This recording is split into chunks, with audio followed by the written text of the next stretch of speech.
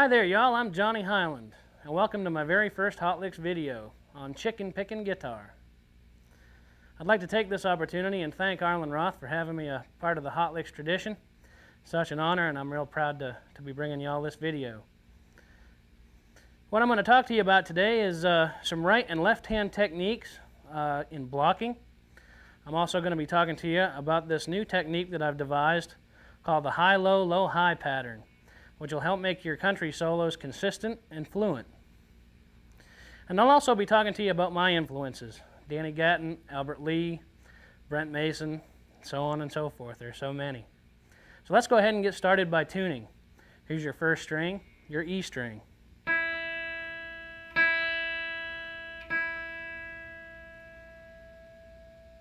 Second string B.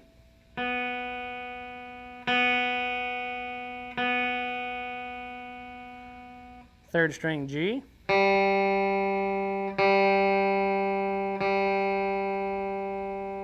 Fourth string D.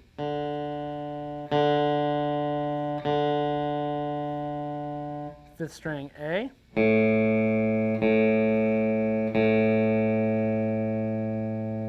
And your sixth string, your low E.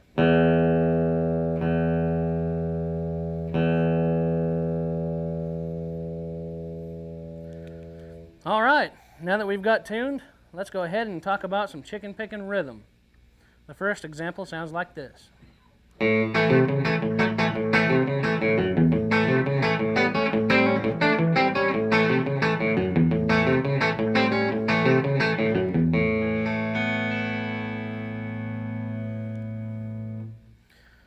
All right, I'm in the key of A.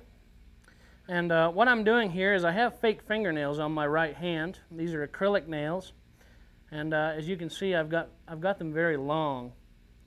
And a lot of people would disagree that you should have nails this long. It's kind of a Freddy Krueger thing, you know. And I like to have them so that they're exactly as long as what the pick would be to the string, so that the attack is equal. And basically what I'm doing is I'm up-swiping with my fingernails and I'm downstroking with the pick.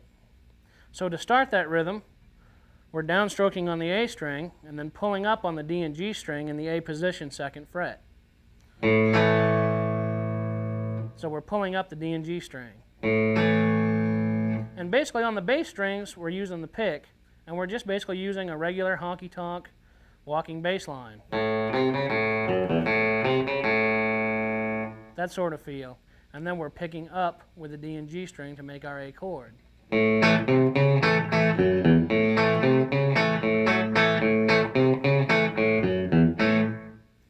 That's really important in chicken picking rhythm.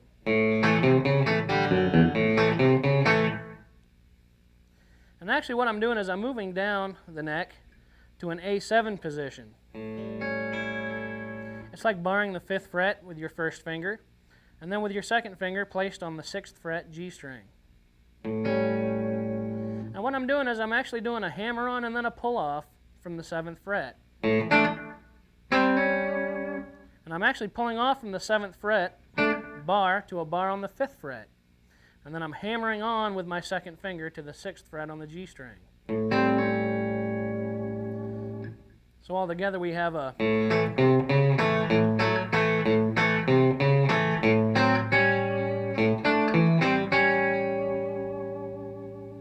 That's just another added that you can add to your chicken picking rhythm.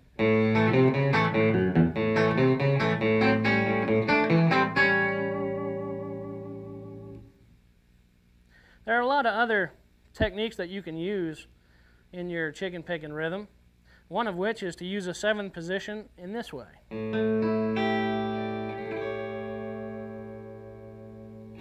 As you can hear, my guitar is a little out of tune. It was actually in tune when I bought it, so. And the way you can use this is like this.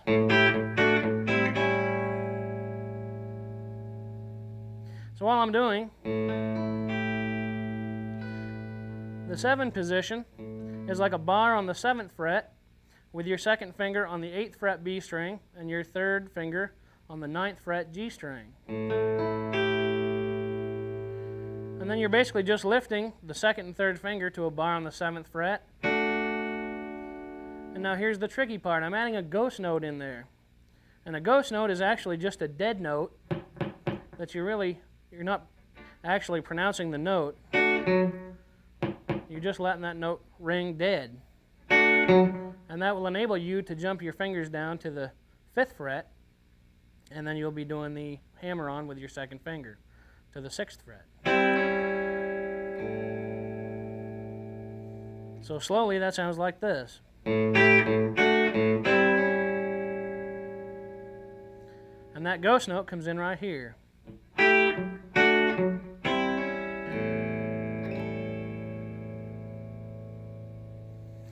So let me go ahead and play you a little more of this rhythm.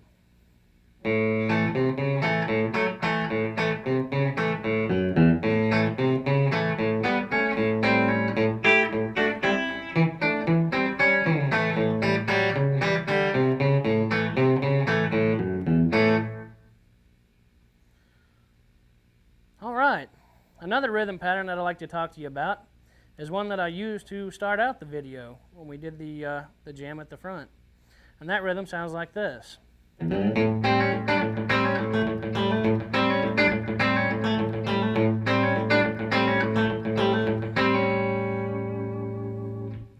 Now what I'm doing here I call triple picking. I'm actually double hitting the low bass note, which is an A note open, and then I'm doing the hammer on the 6th fret with my second finger, with my first finger barring on the 5th fret. So that will get you started. And then I'm bringing my third finger up to the 7th fret, and then releasing that back down to the bar on the 5th fret, followed by the hammer on the 6th fret with our second finger.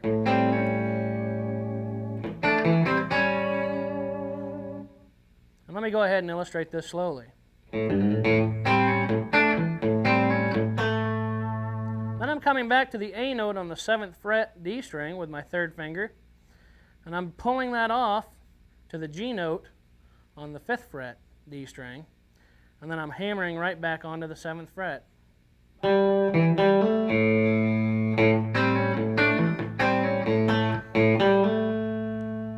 And in between there you can hear that the open A string is ringing true.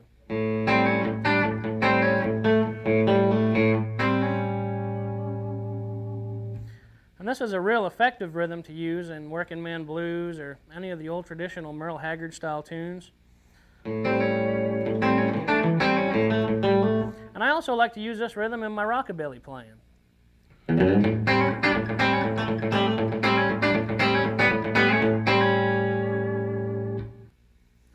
Another cool thing about this rhythm pattern is that you can add a lot of double stops to this. And what a double stop is two notes played simultaneously. Let me just give you an example. A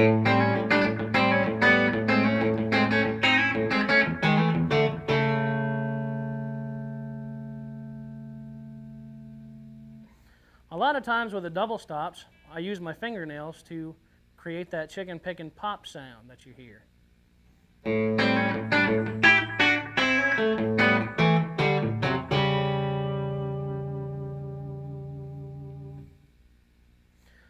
So I guess the best advice I can give for your chicken picking rhythm is to go ahead and experiment with the keys that you're playing in. All right. Let me go ahead and just illustrate both styles of this rhythm for you slowly so that you can practice along with them.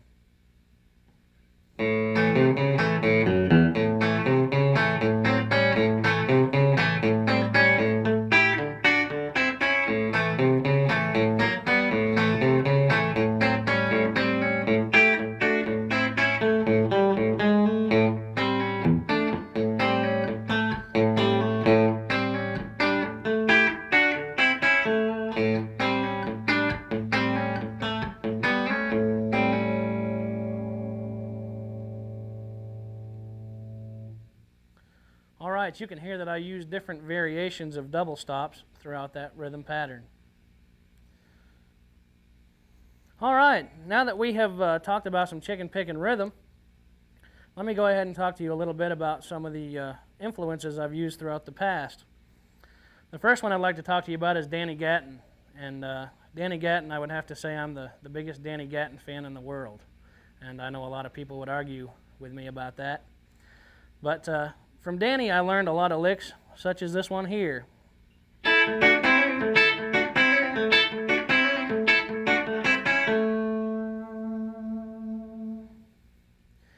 Now what I'm doing here is I'm placing my first finger on the 5th fret, B and E string, and I'm hitting those simultaneously as a double stop.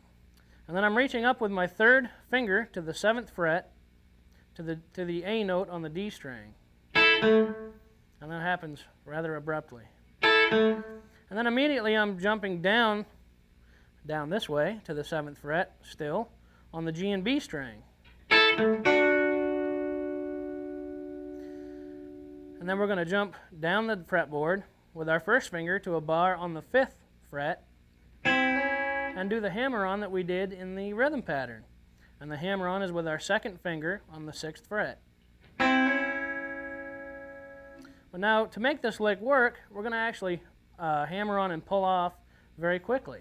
So it'll sound like this. Okay? Let me illustrate that again.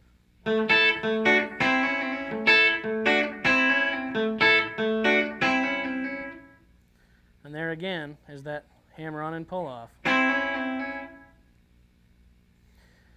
And then after you do that, we're going to go back up the neck with our 3rd finger to the 7th fret D string, which is our A note again.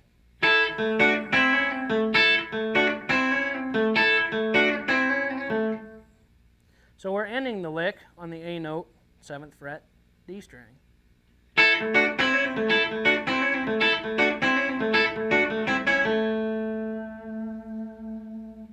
And to end that lick, I actually use the hammer-on as a double stop and pick them both with my fake fingernails.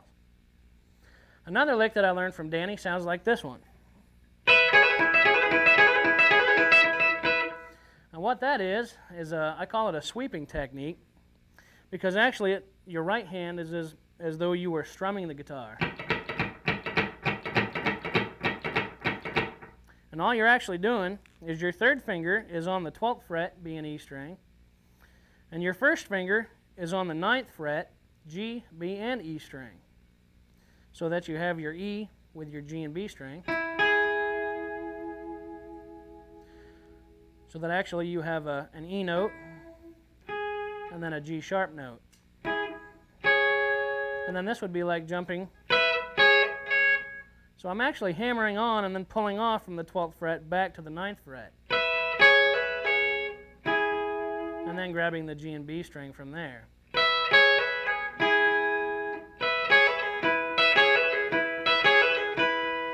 But I'm doing that real quickly, and so that your right hand is actually acting in a sweeping fashion.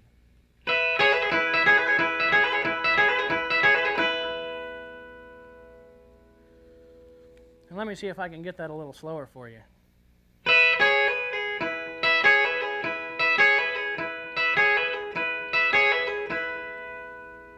Now if you watch, my right hand is actually just moving up and down as though I was strumming the guitar.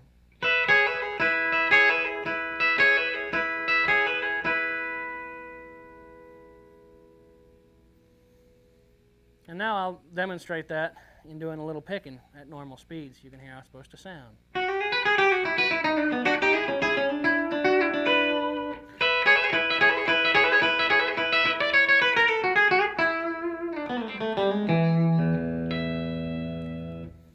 So that's a little bit of Danny Gatton for you.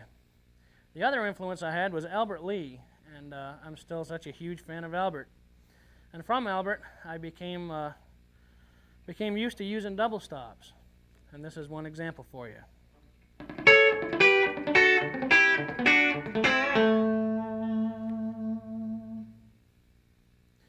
Now you can use these double stop runs in many different fashions, and the one I'd like to show you is actually using an A major scale, just walking down the neck.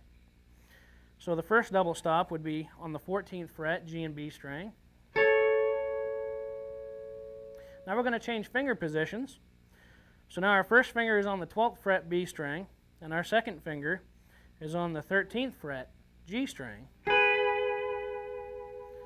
of course that would get us back into our E. Now we're going to use the same finger positions, only we're going to walk down the neck, 2 frets. Now we're going back to a straight bar on the 9th fret.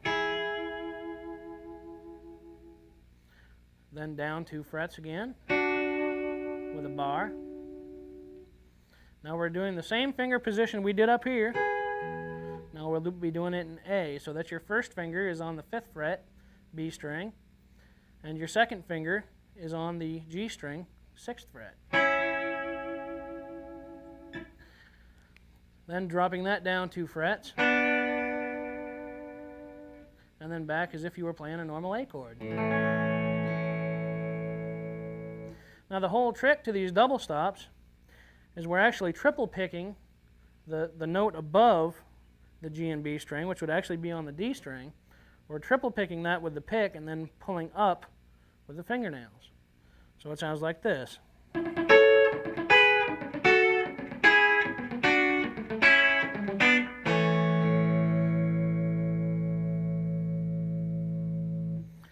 Okay, and actually when I'm dropping to this finger position, which is the second step in those double stops, my ghost note would actually be as if you were playing an F chord.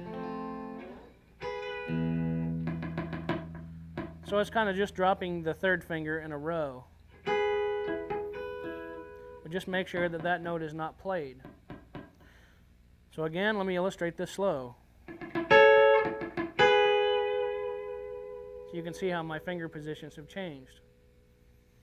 And let me go ahead and play the whole thing for you.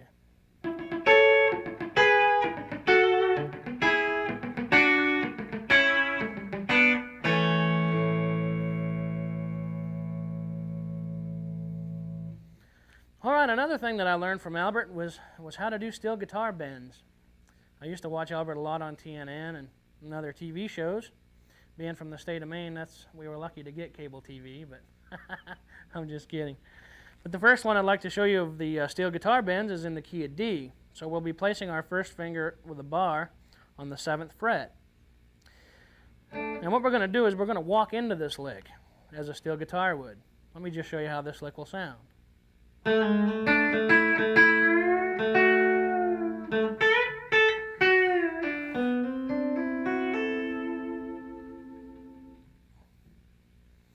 All right, to start this lick, I've walked into the D position, and I like to use the position on the 7th fret because that's the most accessible when you're in the key of D.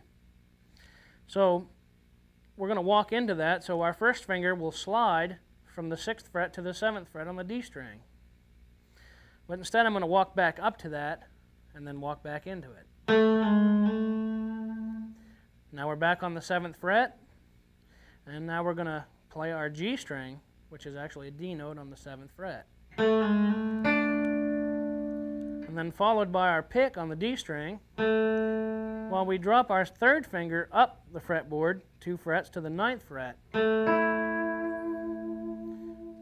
And then I'm hitting that D string again with the pick, and what I'm doing is I'm pulling the G string down a whole tone. And that's the most tricky part about doing these steel bends. And if you can hear, the D string is not moving while the G string is being played bent.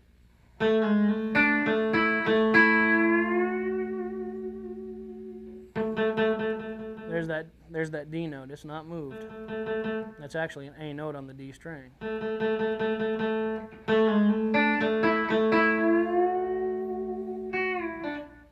And what I've done is I've released that with a pull-off back to the 7th fret on the G string. Then reaching up the fretboard with our 3rd finger to a bend up on the B string. And then we release it right back down. And now I'm pulling the G back down. And I pulled it back down and pulled it off again to the 7th fret.